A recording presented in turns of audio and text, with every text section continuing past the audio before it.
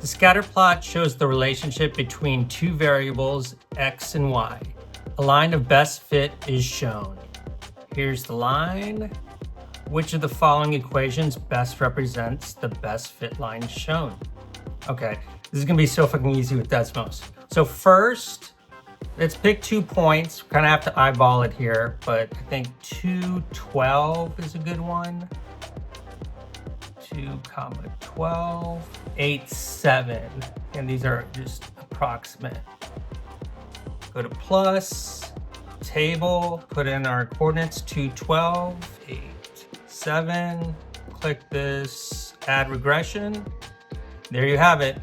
So the answer choices are in reverse, so we can just reverse this. Y equals 13.66 plus negative 0.833x.